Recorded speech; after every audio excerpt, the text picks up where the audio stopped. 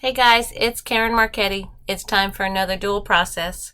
On this episode, Jody Robinson and I are working on a Scrappy strip quilt. So we both have a couple ideas for you, simple and complex. So grab your printable and let's get started.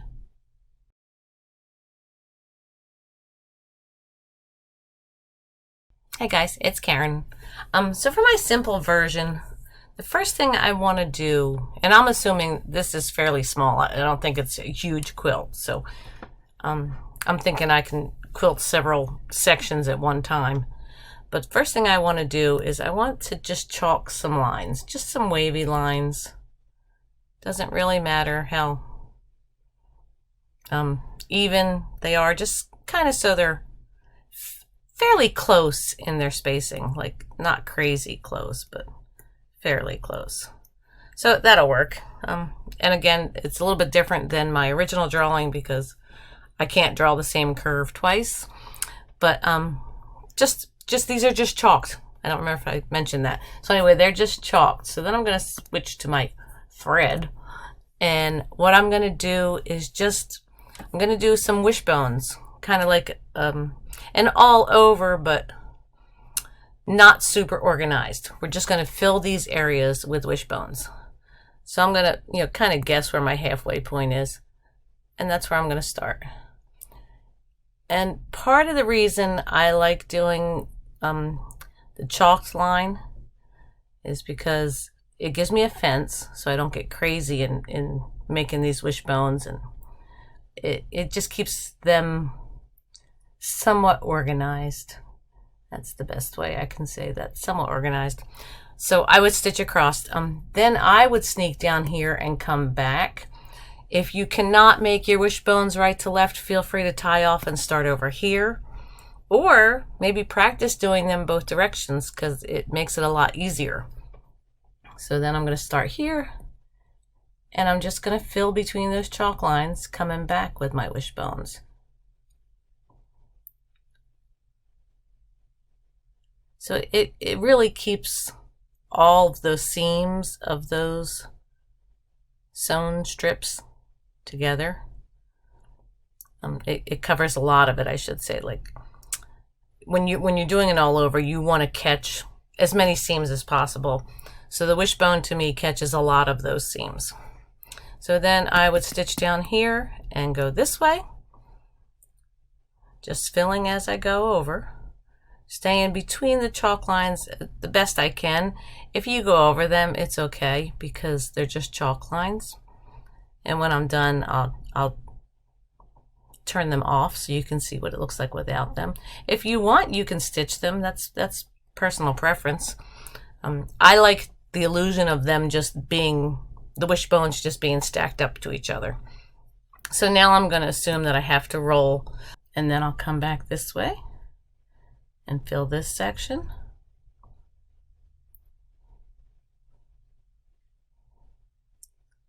And the other thing that this is really good for is if you're not super great at wishbones, you will be by the time you're done quilting the quilt.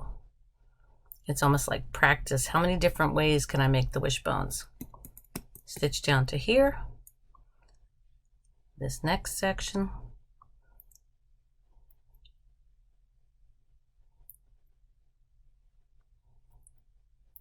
And if you're drawing them super tiny, so I'm going to erase this line. Hopefully just this round. Yeah, good. I was afraid the whole thing would erase. If you're doing them super tiny or super tight, like this, which you can. I think I draw them more like that on what was on the paper. You have to kind of think about, it's almost like a feather. This one's pretty close.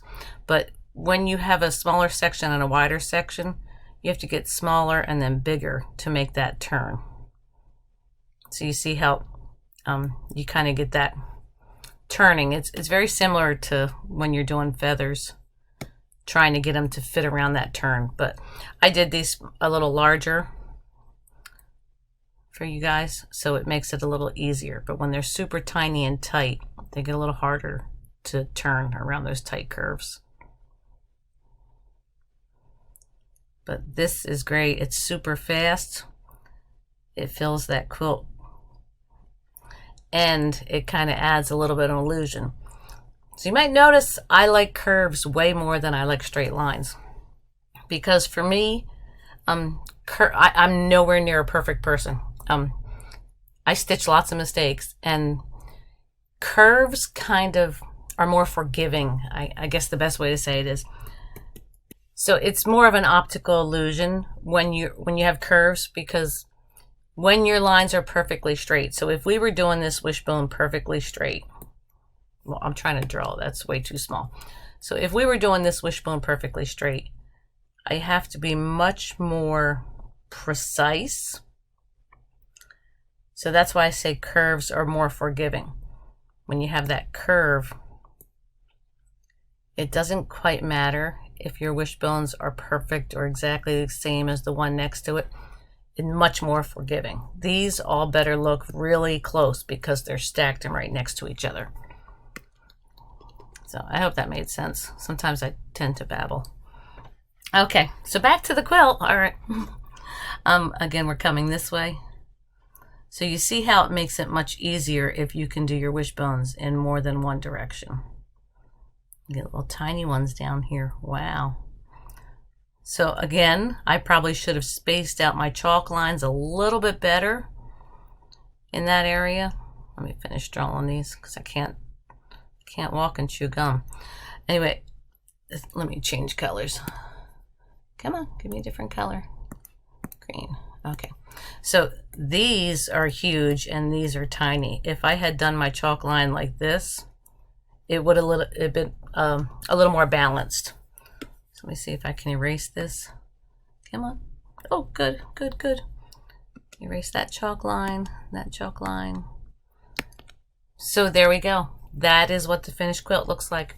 Has lots of movement because the wishbones are crossing over all of those lines. They have that little curve to them. I really like this quilt, and I think it quilts up super fast. So I'll see you back here in a few.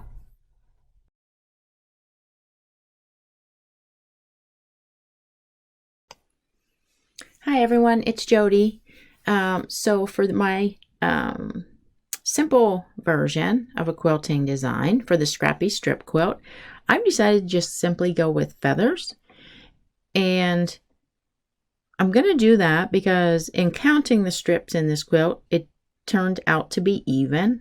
I mean, had it not, I suppose I could do this same thing and have like maybe the top or the bottom be just one-sided feathers. But what I'm going to do, and I think it's a really awesome quilt to play with any design that you want to work on or practice, is I'm going to use every other strip here as a spine. And we're going to do our feathers like what, you know, each side will fill in a strip. So the neat part is it's going to change the quilt up because as we travel down, some of these strips are more narrow. Some have like a wide strip and a narrow strip. So it'll give them a really fun look. And what I am going to do too is I'm going to switch directions on each pass. So whether or not you stitch these in the ditch is entirely up to you. I think for me with feathers, when I stitch them, I'm going to start at the top up here. And usually what I do is, you know, stitch them both sides at once. So if I do 1, 2, if I just make sure that I come back all the way down, then I'm essentially going to stitch that ditch without actually having to stitch, if that makes sense. And so that's how I would do it, because then I can just work continuously. And I'm just going to stitch those feathers to fill each strip like this until I get to the other side. And then over here I can fit one. I think I can fit one there too. And I usually will go like I was going to stitch another one, and then I'll sneak down here. And I like to alternate the direction every other row because then it kind of makes them look a little more nested together. And I'm going to do the same thing, but this time I'm going to go back this direction. So now we have 2 more narrow strips. And one thing I would do is make sure that I'm kind of grazing that these seams right here, because then I don't need to worry about stitching those in the ditch. I mean, you don't have to hit it every time, but just so you do some of the times. I mean, and as far as your throat will allow you to go, you can just keep stitching continuously doing this.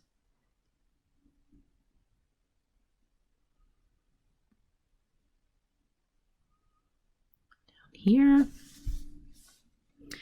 I'll just keep going.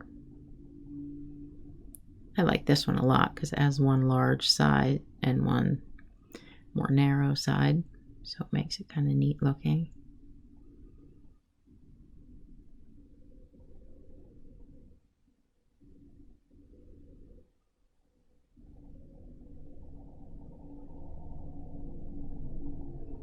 And I'm going to guess that after this row, we would probably, you know, in reality need to roll this quilt.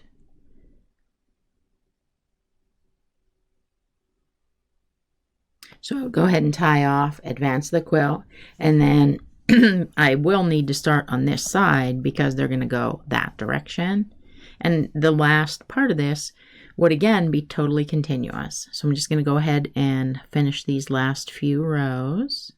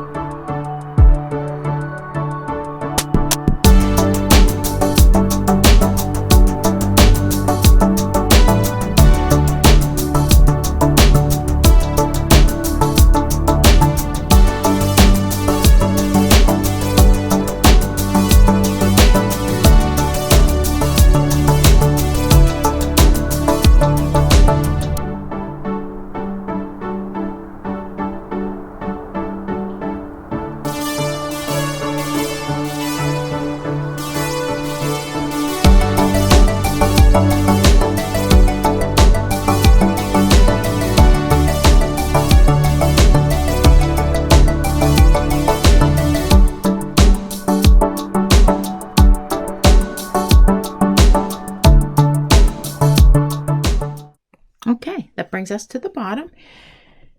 I mean, and I love the textural differences between having, you know, the larger ones, the medium sized, and then the small and the large mixed. I really like this, and I think the texture would be amazing.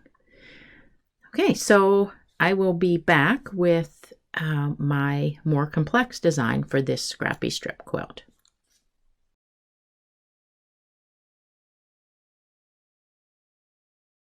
Hey guys, Karen again. For my more complex version, we're doing more wavy lines, but we're doing much more organized wavy lines, and we're not doing any wishbones.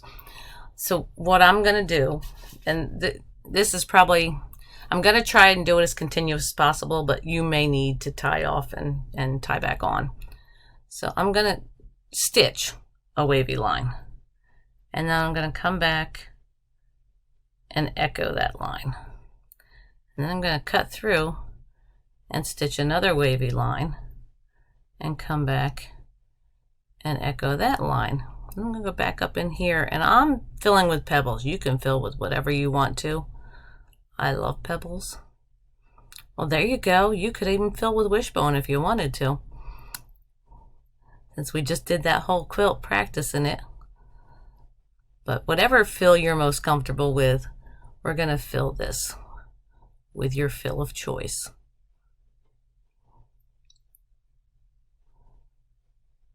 I just love pebbles.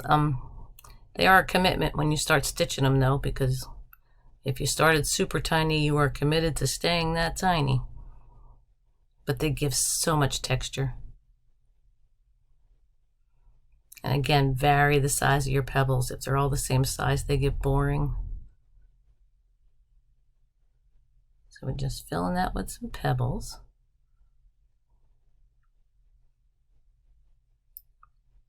All right, almost done.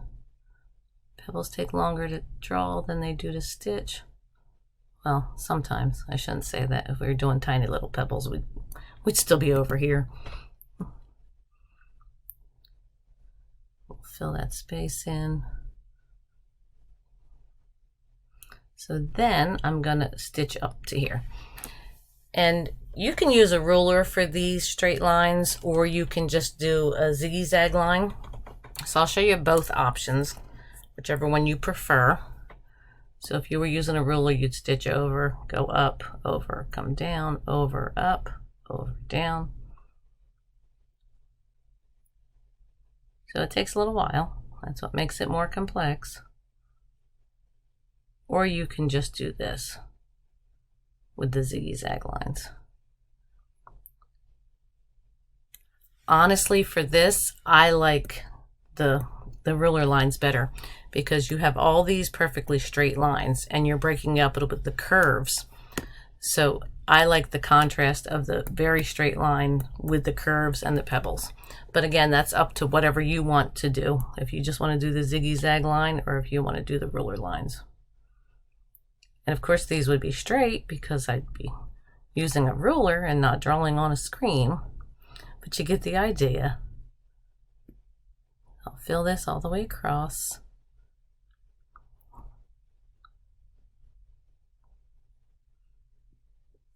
So this is much more dense quilting than the prior version. All right, almost done. Almost. So I'm going to sneak down here, probably about this far. Depending on how far it is, you may need to roll your quilt forward. And we're going to repeat this process. I'm going to stitch wavy line, echo the wavy line, come down, stitch another wavy line, echo, and no, it doesn't matter which side you're echoing. Whichever one it works at the moment. You can echo on the inside or the outside. If you made it too wide, echo on the inside. If you made it too thin, echo on the outside. You can fix your error real quick just by changing the side of your echo. So we'll fill this again.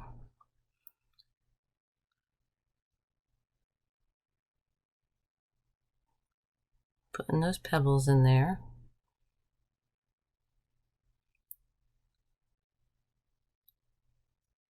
Again, varying the size of the pebbles.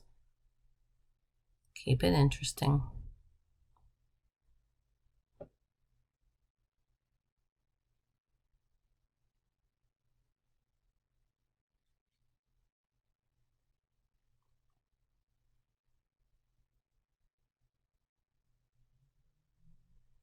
Until all this is filled in.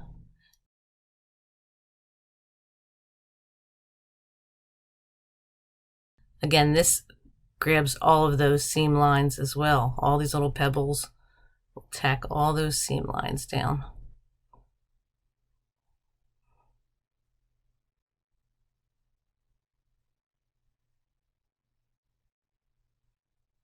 All right, almost done.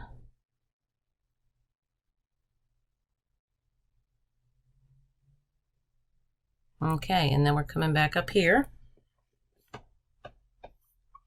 And again, we'll fill the ruler all the way across, or fill across with the ruler work.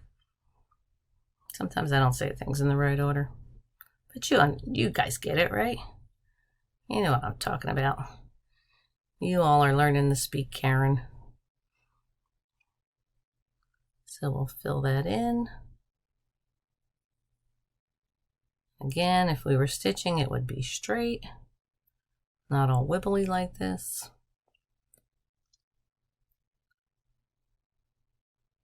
But again, it shows you, I mean, we don't draw as well as we quilt. And I hear that a lot in class. Everybody's like, I can't draw. Oh, you don't have to be able to draw. But what you're doing when you're drawing and doodling like this and thinking out loud on paper, you're practicing. And it does get recorded when you head over to the machine. So it does not have, your drawing does not have to be perfect. And you can see by how we draw, it's not. So then I'll continue down here and I will repeat this section right here. So I'll bring you back after I'm done.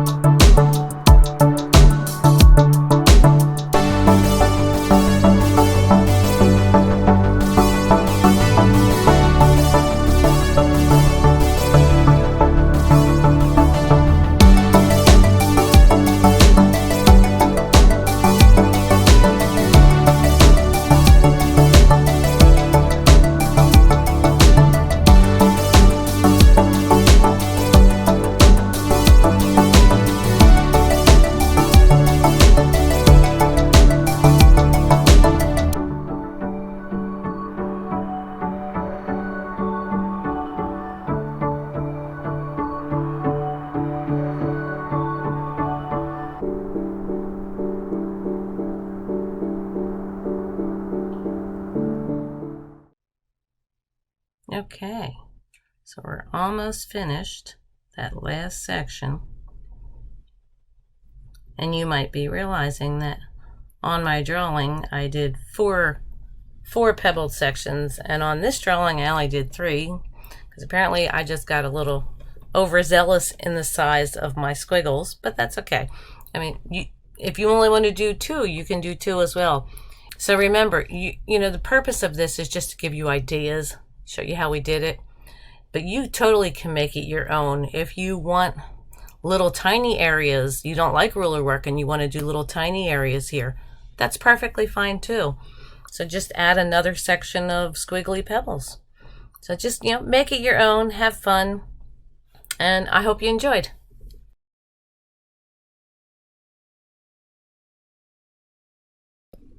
Hi, it's Jody.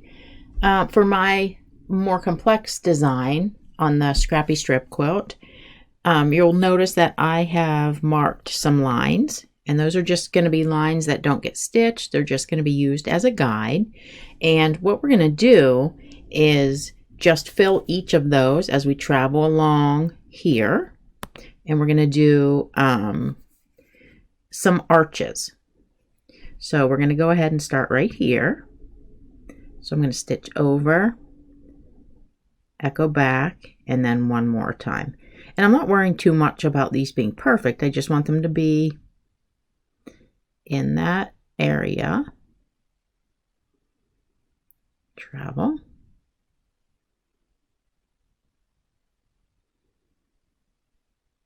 This one's a little more narrow.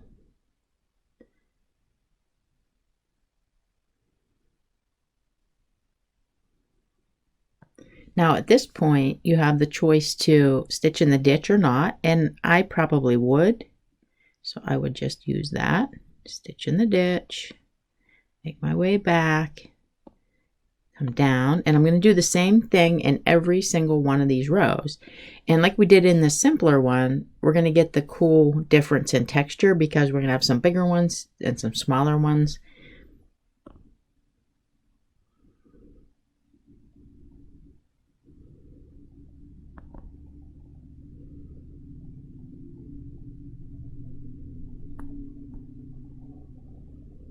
So they go real quick.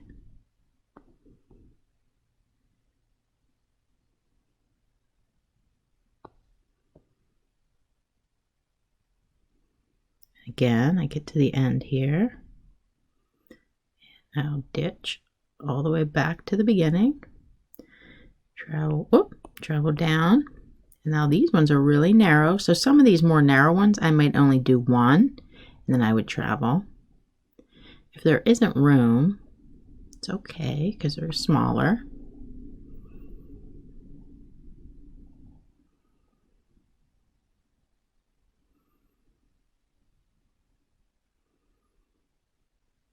The travel. And I think this one we can go ahead and get more in there.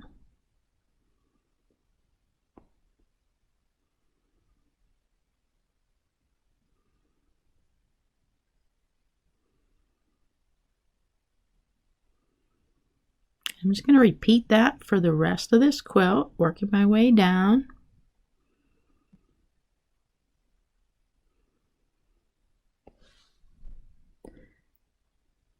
Oh, forgot what I was doing there. Ditch back.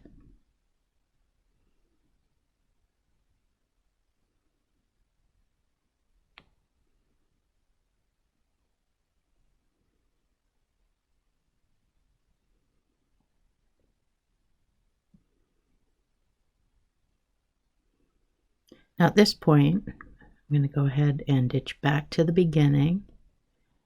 And then I would go ahead and tie off, advance the quilt. And then I'm just going to continue doing that the whole way to the bottom of the quilt.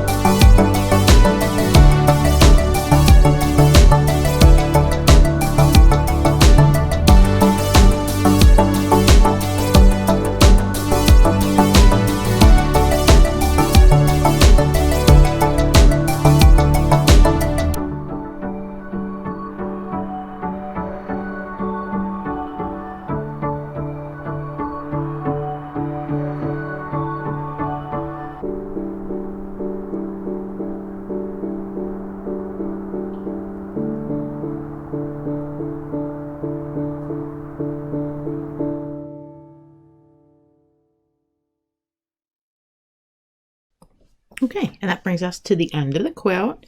Some of those got a little sloppy, but it's just because the space was too small for my marker.